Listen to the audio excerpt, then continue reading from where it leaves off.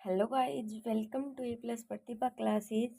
आज बात करेंगे 5 मई 2026 के करंट अफेयर के बारे में। इससे पहले अगर आप चैनल पर नए हैं तो मैं आपको बता दूं कि हम यहाँ पर डेली करंट अफेयर डिस्कस करते हैं। तो चलिए बिना टाइम वेस्ट के वीडियो को स्टार्ट करते हैं। रही बात पीडीएफ की, तो पीडीएफ आपको बता दी जाएगी कहाँ पर आपको मिलेगी। तो पीडीएफ हमारी आपको बिल्कुल फ्री में प्रोवाइड होती है। तो चलिए स्टार्ट करते हैं। आज का हमारा फर्स्ट क्वेश्चन है, नॉर्थ टेक सिंपोजियम का मुख्य उद्देश्य क्या है? किसका उद्देश्य पूछा है। बिल्कुल आराम आराम से सारे क्वेश्चन क्लियर करेंगे, साथ में क्लास में ही सारी चीज़ों को याद करेंगे। तो नॉर्थ टेक सिंपोजियम 2026 का मुख्य उद्देश्य क्या है? ए, सांस्कृतिक आदान प्रदान, बी, रक्षा तकनीक को बढ़ावा देना, सी, कृषि विकास, डी, शिक्षा में सुधार। तो हमारा सही जवाब क्या होगा? हमारा जवाब होगा बी, रक्षा तकनीक को बढ़ावा देना। इसका उद्देश्य है रक्षा तकनीक को बढ़ावा देना। थोड़ी सी व्याख्या देखेंगे ताकि क्वेश्चन हमें बिल्कुल क्लियर हो जाए। तो नॉर्थ टेक सिंपोजियम 2026 का मुख्य उद्देश्य आत्मनिर्भर भारत को विजन के तहत स्वदेशी रक्षा प्रौद्योगिकियों को बढ़ावा देना है। 4 से 6 मई 2026 तक प्रयागराज में आयोजित इस कार्यक्रम का फोकस रक्षा उद्योग और शिक्षाविदों को एक साथ लाकर भारतीय सेना की परिचालन चुनौतियों के लिए तकनीकी समाधान खोजना है। नेक्स्ट बढ़ते हैं अगले क्वेश्चन की तरफ। क्वेश्चन नंबर 2 है, हाल ही में किसे F1 SIM racing India open 2026 का आधिकारिक ब्रांड एम्बेसडर नामित किया है? क्या पूछा है? F1 SIM racing India open का आधिकारिक ब्रांड एम्बेसडर कौन बना है? ठीक है, ए, विराट कोहली, बी, श्रेयस अय्यर, सी, नीरज चोपड़ा, डी है रोहित शर्मा। इसका सही जवाब है बी, और बी में क्या है? श्रेयस अय्यर। तो श्रेयस अय्यर हाल ही में जो भी 30 अप्रैल थी, तो भारतीय क्रिकेट श्रेयस अय्यर को F1 SIM racing India open 2026 का आधिकारिक ब्रांड एम्बेसडर नियुक्त किया है। नेक्स्ट बढ़ते हैं आगे नेक्स्ट क्वेश्चन की ओर। फिर है वर्ल्ड प्रेस दिवस फ्रीडम। तो ये फ्रीडम इंडेक्स 2026 में भारत का स्थान कौन सा है, ये पूछा गया है। ए, 150वां, बी, 157वां, सी, 160वां, डी है 145, ये 145वां। तो हमारा सही जवाब क्या होगा? हमारा सही जवाब होगा बी, 157वां। 157वां है इसका सही जवाब। विश्व प्रेस स्वतंत्रता सूचकांक, या फिर इंग्लिश में मैं बात करूँ तो वर्ल्ड प्रेस फ्रीडम इंडेक्स 2026 में भारत का स्थान कौन सा है? 157, 157वां। क्वेश्चन नंबर 4 है, हाल ही में खबरों में रहा प्रोजेक्ट फ्रीडम किस क्षेत्र से संबंधित है?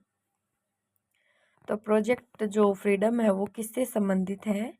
ए, अंतरिक्ष अनुसंधान, बी, होर्मुज जलडमरू में नौवहन बहाली, सी, महिला सशक्तिकरण, डी, डिजिटल बैंकिंग। तो प्रोजेक्ट फ्रीडम का संबंध है होर्मुज जलडमरू मध्य में नौवहन बहाली से। इसका उद्देश्य क्या है? अमेरिका द्वारा होर्मुज जलडमरू मध्य में तनाव और ईरानी प्रतिबंधों के कारण फंसे हुए सैकड़ों व्यापारिक जहाज़ों और नाविकों, जिनमें भारतीय भी शामिल हैं, तो उनको सुरक्षित बाहर निकालना है। आई बात समझ में? जो प्रोजेक्ट फ्रीडम है उसका संबंध किस क्षेत्र से है? उसका संबंध है होर्मुज जलडमरू मध्य मिनोवान बहाली से। नेक्स्ट बढ़ते हैं अगले क्वेश्चन की तरफ। क्वेश्चन है हाल ही में कौन सा देश सड़क निर्माण के लिए बायो बिटुमेन का व्यावसायिक उत्पादन करने वाला दुनिया का पहला देश बना है? तो कौन सा देश है जो सड़क निर्माण के लिए बायो बिटुमेन का व्यावसायिक उत्पादन करने वाला दुनिया का पहला देश बना है? ए चीन, B Bharat, C America, D Germany. हमारा सही जवाब है बी। और बी में क्या है? भारत। तो भारत, थोड़ी सी व्याख्या देखते हैं। जनवरी 2026 ये चर्चा में मई तक है। जनवरी 2026 में भारत सड़क के लिए बायो बिटुमेन का व्यावसायिक उत्पादन करने वाला दुनिया का पहला देश बन गया है। ये अभी फिर से चर्चा में है। जनवरी में भी ये क्वेश्चन आपको बता दिया गया था, लेकिन क्या है कि थोड़े थोड़े क्वेश्चन हम पीछे से भी रिवाइज करते रहेंगे ताकि आप उनको भूलो नहीं। चलिए नेक्स्ट बढ़ते हैं आगे, ध्यान क्लास में ही रखें। IIT मद्रास के पूर्व छात्रों द्वारा विकसित पहले अर्थ ऑब्जर्वेशन सैटेलाइट का नाम क्या है जिसे स्पेसएक्स रॉकेट पर लॉन्च किया गया है? ए गगनयान, बी दृष्टि, सी सूर्य, डी मिशन एक्स। तो IIT मद्रास के पहले छात्रों द्वारा विकसित अर्थ ऑब्जर्वेशन सैटेलाइट का नाम पूछा है, तो उस सैटेलाइट का नाम है दृष्टि। बहुत ही प्यारा नाम है दृष्टि सैटेलाइट का। तो IIT मद्रास के पूर्व छात्रों द्वारा विकसित पहले अर्थ ऑब्जर्वेशन सैटेलाइट का नाम दृष्टि है, जिसे स्पेसएक्स के फाल्कन 9 रॉकेट पर मई 2026 में लॉन्च किया गया। नेक्स्ट बढ़ते हैं आगे क्वेश्चन की तरफ। क्वेश्चन नंबर 6 तक आई होप आपको समझ में आ गई होंगी चीज़ें। अब बात करते हैं क्वेश्चन नंबर 7 की। 7 है, मई 2026 में किन 5 राज्यों केंद्र शासित प्रदेशों में विधानसभा चुनावों के परिणामों की घोषणा की जा रही है? तो किन किन राज्यों में होगी घोषणा परिणामों की? उत्तर प्रदेश, पंजाब, गोवा, मणिपुर, उत्तराखंड। ऑप्शन बी है पश्चिम बंगाल, तमिलनाडु, केरल, असम और पुडुचेरी। सी है राजस्थान, मध्य प्रदेश, छत्तीसगढ़, तेलंगाना, मिजोरम। डी है गुजरात, हिमाचल, कर्नाटक, त्रिपुरा, मेघालय। हमारा सही जवाब क्या होगा? तो किन 5 राज्यों में विधानसभा चुनाव की परिणामों की घोषणा की जा रही है? पश्चिम बंगाल, तमिलनाडु, केरल, असम और पुडुचेरी। ऑप्शन बी सही होगा। नेक्स्ट बढ़ते हैं अगले क्वेश्चन की तरफ, क्वेश्चन नंबर 8 की तरफ। क्वेश्चन 8 है, वर्ष 2026 में विश्व अस्थमा दिवस किस तिथि को मनाया गया? ए 1 मई, बी 3 मई, सी 4 मई, डी 5 मई। तो हमारा सही जवाब होगा डी 5 मई। वर्ष 2026 में विश्व अस्थमा दिवस मनाया और हर साल कब मनाया जाता है? 5 मई को ही मनाया जाता है और 5 मई है ऑप्शन डी में, तो ऑप्शन डी हमारा सही होगा। हर वर्ष विश्व अस्थमा दिवस 5 मई को मनाया जाता है। यह हर साल पहले मंगलवार को मनाया जाता है। वर्ष 2026 में मई का पहला मंगलवार, ये मई के जो पहले, जैसे मंगलवार में अगर 4 तारीख पड़ रही है तो 4 को ही मनाया जाएगा, ठीक है। 5 को ही जरूरी नहीं है, ये मई के पहले मंगलवार को मनाया जाता है। वर्ष 2026 में मई का पहला मंगलवार 5 तारीख का पड़ रहा है। तो इस दिन का मुख्य उद्देश्य अस्थमा की बीमारी के बारे में लोगों को जागरूकता फैलाना है। नेक्स्ट बढ़ते हैं अगले क्वेश्चन की तरफ। क्वेश्चन है, हाल ही में मिशन सक्षम किस संस्थान द्वारा शहरी सहकारी बैंकों को मजबूत करने के लिए लॉन्च किया गया है? ए भारतीय स्टेट बैंक, बी भारतीय रिजर्व बैंक, सी नाबार्ड, डी सेबी। तो हमारा उत्तर है भारतीय रिजर्व बैंक। मिशन सक्षम किस संस्थान द्वारा शहरी निकाय बैंकों को मजबूत करने के लिए लॉन्च किया गया है? तो हम क्या बताएंगे? भारतीय रिजर्व बैंक। हाल ही में भारतीय रिजर्व बैंक यानी कि आरबीआई ने शहरी सहकारी बैंकों को मजबूत करने के लिए मिशन सक्षम लॉन्च किया है। यह एक व्यापक क्षमता निर्माण कार्यक्रम है जो इन बैंकों की कार्यक्षमता, पारदर्शिता और स्थिरता में सुधार लाने पर केंद्रित है। नेक्स्ट बात करते हैं आगे।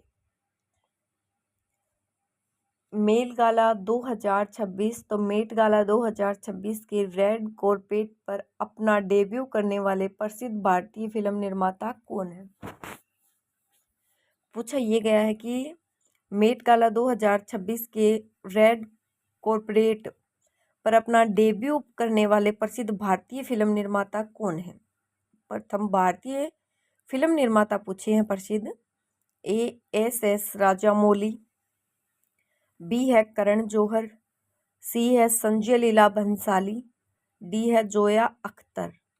तो हमारा सही जवाब होगा बी करण जौहर।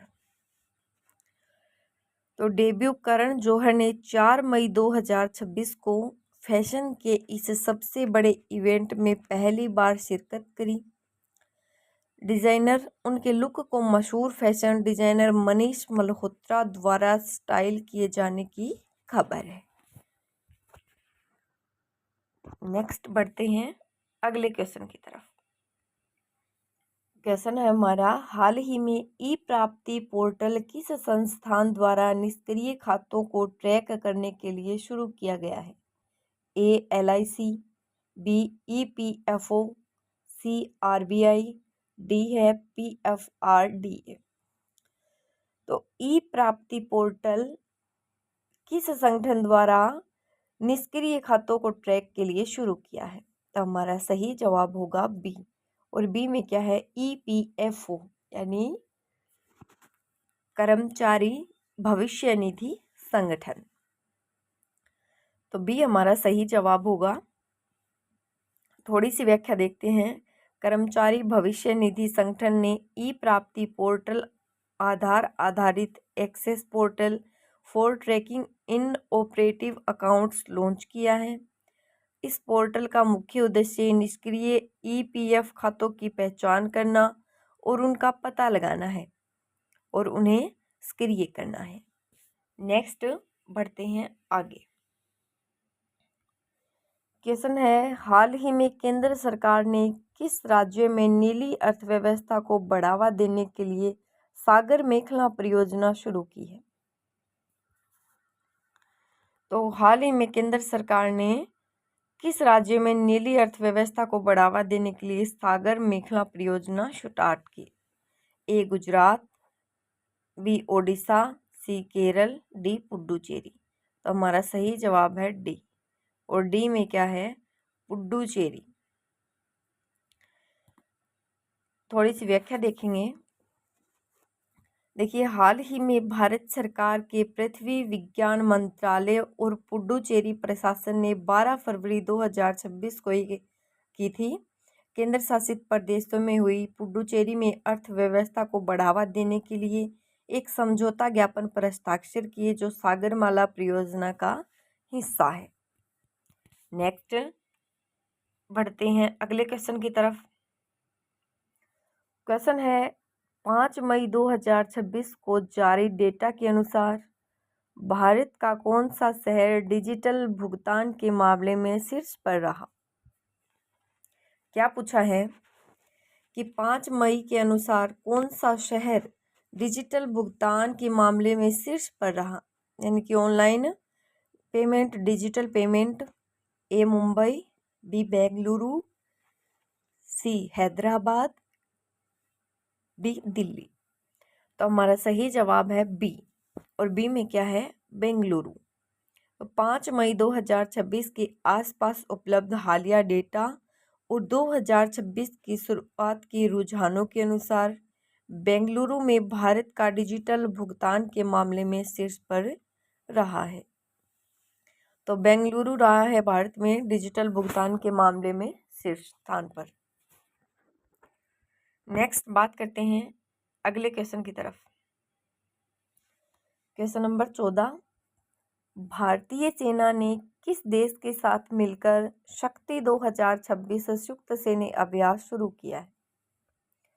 अभ्यास का नाम है शक्ति 2026। तो भारतीय सेना है एक, तो और कौन सी सेना है देखते हैं। A France, B Japan, C America, D Sri Lanka. तो हमारा सही जवाब होगा ए फ्रांस। भारतीय सेना ने यह अभ्यास किसके साथ मिलकर किया है? फ्रांस के साथ। थोड़ी सी चर्चा व्याख्या की करेंगे। फ्रांस शक्ति भारत और फ्रांस की सेनाओं के बीच आयोजित होने वाला एक द्विवार्षिक संयुक्त सैन्य अभ्यास है। इसका उद्देश्य दोनों देशों की सेनाओं के बीच सैन्य सहयोग और समझ को बढ़ाना है, विशेष रूप से अर्ध शहरी वातावरण में आतंकवादी विरोधी अभियानों पर ध्यान केंद्रित करना है। नेक्स्ट बढ़ते हैं अगले क्वेश्चन की तरफ। क्वेश्चन नंबर 15 है, चर्चा में रही मिशन वात्सल्य 2.0 योजना का मुख्य उद्देश्य क्या है? कौन सी योजना है मिशन वात्सल्य 2.0? ए वरिष्ठ नागरिकों की देखभाल, बी अनाथ और बेसहारा बच्चों का संरक्षण, सी गर्भवती महिलाओं को पोषण और डी है पशु कल्याण। तो चर्चा में रही मिशन वात्सल्य 2.0 योजना का मुख्य उद्देश्य क्या है? तो इसका उद्देश्य है अनाथ और बेसहारा बच्चों का संरक्षण। तो यह महिला एवं बाल विकास मंत्रालय द्वारा कार्यान्वित एक केंद्रीय प्रायोजित योजना है। इसका उद्देश्य है कठिन परिस्थितियों जैसे कि कोविड-19 आया था पीछे, उसके कारण बहुत से बच्चों ने अपने माँ बाप खोए, तो उन बच्चों को सुरक्षा और वित्तीय सहायता और पारिवारिक देखभाल प्रदान करना है। समझ में आ गया मिशन वात्सल्य 2.0 का उद्देश्य क्या है। नेक्स्ट बढ़ते हैं आगे। क्वेश्चन नंबर 16, मई 2026 को विश्व हस्त स्वच्छता दिवस मनाया जाएगा। इस वर्ष 2026 के लिए WHO द्वारा घोषित स्लोगन क्या है? क्या बताना है कि 5 मई को कौन सा दिवस मनाया जाएगा? पहले तो ये चीज़ याद करो, विश्व हस्त स्वच्छता दिवस। तो इस वर्ष WHO द्वारा घोषित स्लोगन क्या है? तो ये क्या है? A clean hands protect US us, B है एक्शन सेव्स लिव्स, सी है safe care start with you, D है हाइजीनिक फॉर ऑल। तो उत्तर रहेगा इसका बी, और बी में सही जवाब क्या है? Action saves lives. ये हमारा सही जवाब होगा। ये इसका स्लोगन घोषित किया गया है 2026 में। नेक्स्ट बात करते हैं अगले क्वेश्चन की। क्वेश्चन नंबर 17 है, किस भारतीय राज्य ने 5 मई को पहली ग्रीन हाइड्रोजन नीति को मंजूरी दी, यानी कि ग्रीन हाइड्रोजन पॉलिसी? देखते हैं कौन कौन से राज्य हैं। ए राजस्थान, बी उत्तर प्रदेश, सी महाराष्ट्र, डी हरियाणा। तो बी है उत्तर प्रदेश, नहीं इसको उत्तराखंड करो। हमारा सही जवाब बी होगा उत्तराखंड। तो उपलब्ध परिणामों के अनुसार 2026 में उत्तराखंड सरकार ने अपनी हरित हाइड्रोजन नीति 2026 को मंजूरी दे दी है। इस नीति का उद्देश्य 2030 तक सालाना 100 यानी कि एक साल में 100 किलोटन हरित हाइड्रोजन उत्पादन क्षमता हासिल करना है। ये इसका उद्देश्य है। नेक्स्ट बात करते हैं क्वेश्चन नंबर 18 की। क्वेश्चन नंबर 18 है 5 से 7 मई 2026 तक भारत की राजकीय यात्रा पर रहने वाले टोलेम किस देश के राष्ट्रपति हैं? तो ये 2 दिवस की यात्रा है भारत की, जिन व्यक्ति का नाम है टोलेम, तो वो किस देश के राष्ट्रपति हैं? A Thailand, B Cambodia, C Vietnam, D दक्षिणी कोरिया। हमारा सही जवाब सी है और सी में वियतनाम। मुख्य विवरण क्या है?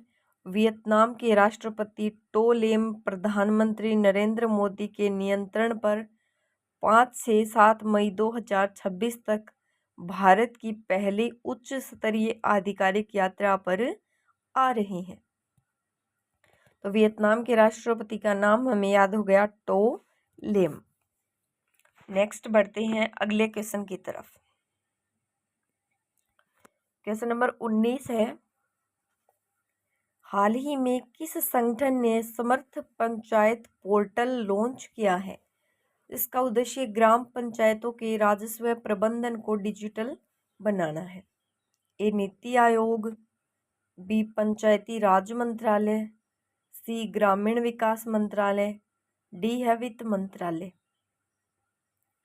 तो हमारा सही जवाब क्या होगा? बी होगा। बी में है पंचायती राज मंत्रालय। इसका उद्देश्य पंचायती राज मंत्रालय। तो नाम है समर्थ पंचायत पोर्टल, लॉन्च किया है। किसने किया है? तो वो पंचायती राज मंत्रालय ने किया है। और इसका उद्देश्य भी क्वेश्चन में ही दे दिया है। इसका उद्देश्य है ग्राम पंचायतों के राजस्व प्रबंधन को डिजिटल बनाना। यही व्याख्या में है, लेकिन एक बार देख लेते हैं। तो इसका उद्देश्य ग्राम पंचायतों के समय के राजस्व जैसे कर, गैर कर यानी कि टैक्स, नॉन टैक्स राजस्व के संग्रह और प्रबंधन को डिजिटल बनाना है। नेक्स्ट बात करते हैं क्वेश्चन नंबर 20 की। क्वेश्चन नंबर 20, 5 मई 2026 चर्चा में रही सेना स्पेक्टबिलिस क्या है, जिसे हटाने के लिए तमिलनाडु ने बड़ा अभियान शुरू किया है? ए एक नई खोजी गई मछली की प्रजाति, बी एक आक्रामक विदेशी पौधा, सी एक दुर्लभ पक्षी, डी एक प्राचीन पत्थर की मूर्ति। तो एक आक्रामक विदेशी पौधा जो स्पेक्टबिलिस है, वो क्या है? एक दुर्लभ पौधा है, एक आक्रामक विदेशी पौधा है। थोड़ी व्याख्या देखते हैं इसकी। तो व्याख्या है इसकी, सेना स्पेक्टबिलिस दक्षिणी और मध्य अमेरिका का मूल निवासी एक तेजी से फैलने वाला पीले फूलों का पेड़ है। इसे विशेषकर कि तमिलनाडु नीलगिरी मुद्दुमलाई बाघ अभयारण्य के पारिस्थितिक तंत्र के लिए बड़ा खतरा माना जाता है, क्योंकि यह विदेशी वनस्पतियों को नष्ट कर रहा है।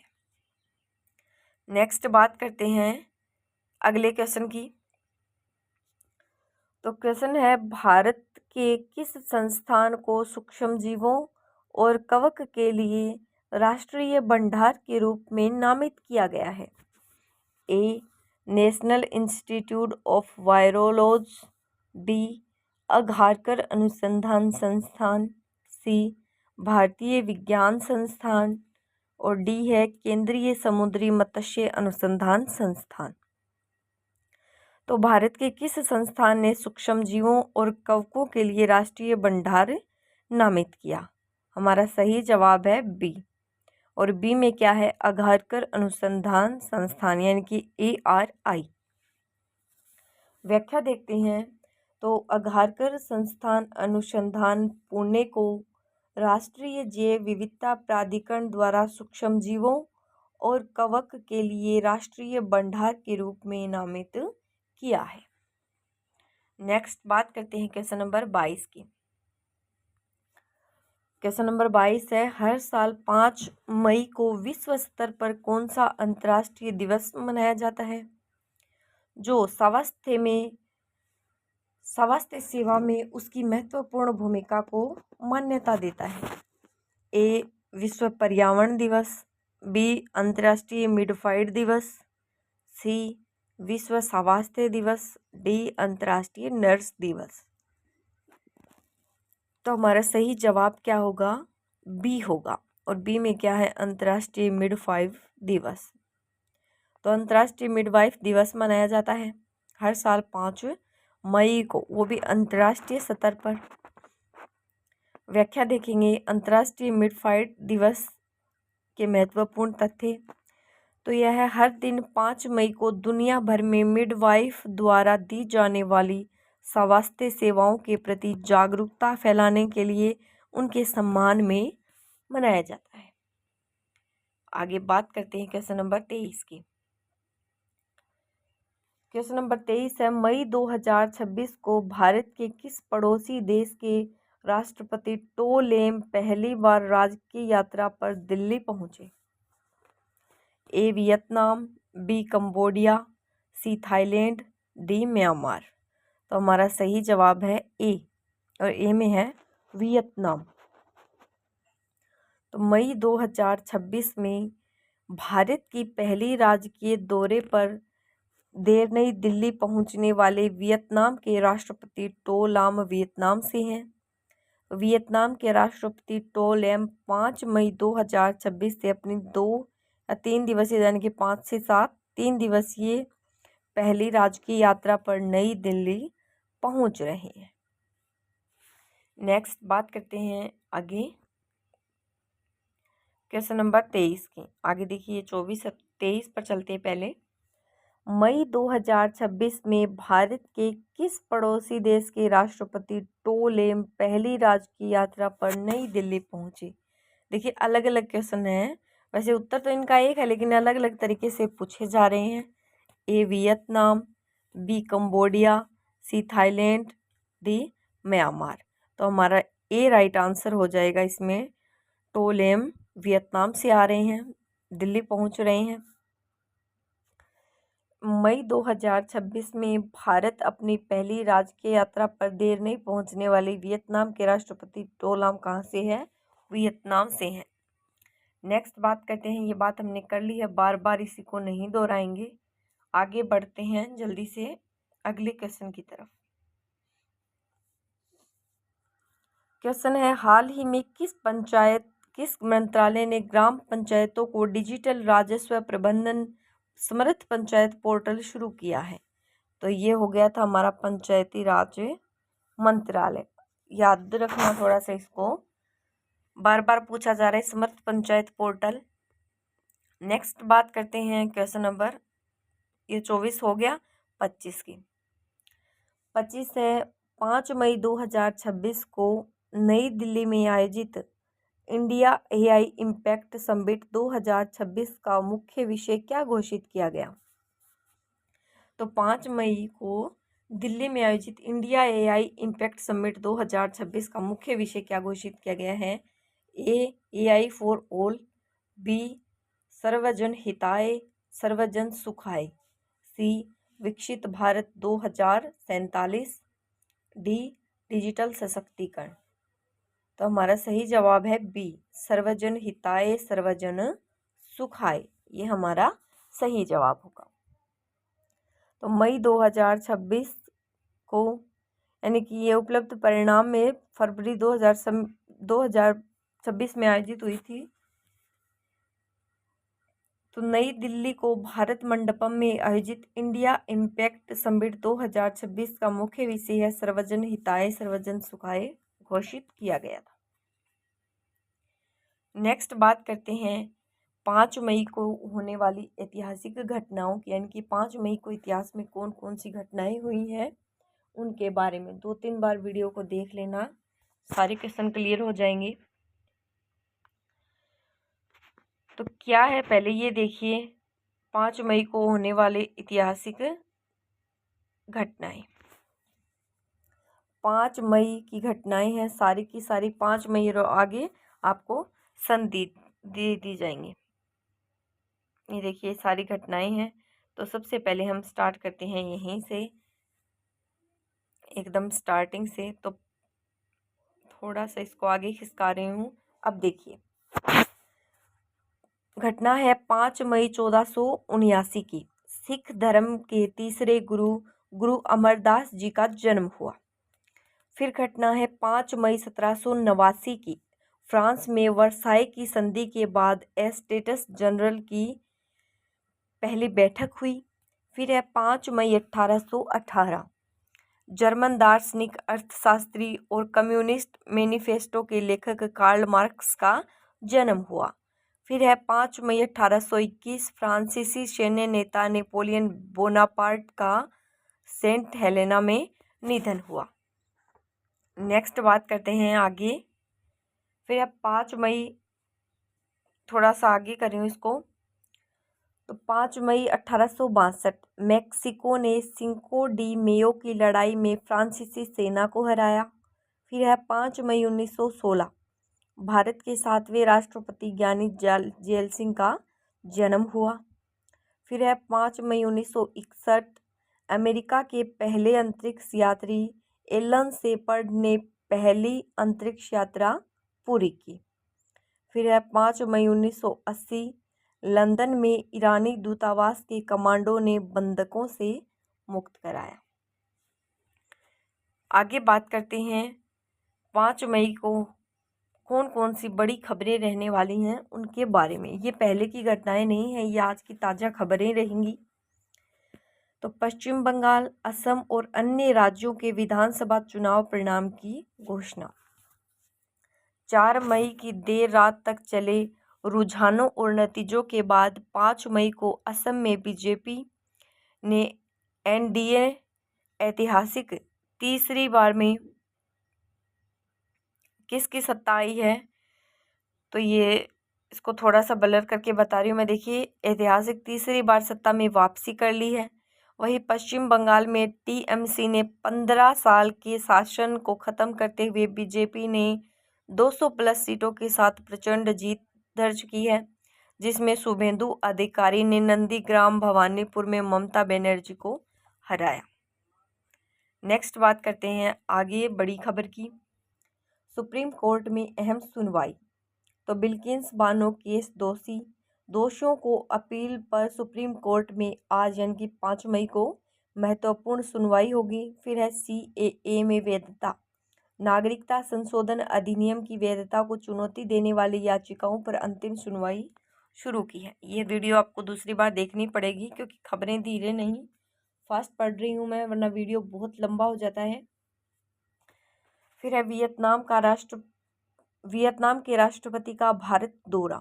वियतनाम के राष्ट्रपति तो लाम आज से भारत के 3 दिवसीय दौरे पर आ रहे हैं, जो रक्षा व्यापार संबंधों को मजबूत करेगा। मजबूत है ये।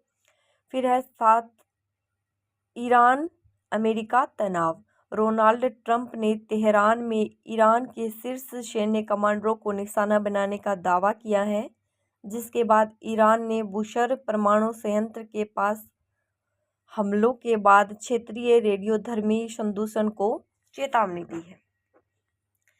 आगे बात करते हैं राष्ट्रीय नोएडा गाजियाबाद। लाखों मजदूरों के लिए बड़ी राहत। सरकार ने न्यूनतम वेतन के करीब 21% की वृद्धि लागू की है, जो 1 अप्रैल 2026 से प्रभावी है।